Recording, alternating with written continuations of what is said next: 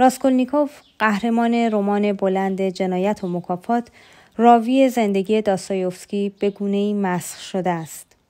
آینه‌ای تمام نما از آنچه داستایوفسکی به واقع بوده، نه آنگونه که به واقع زیسته.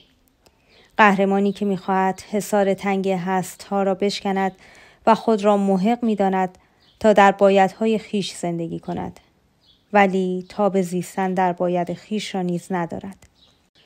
راسکولنیکوف، قهرمان رمان بلند جنایت و مکافات، راوی زندگی داستایوفسکی به گونه‌ای مسخ شده است.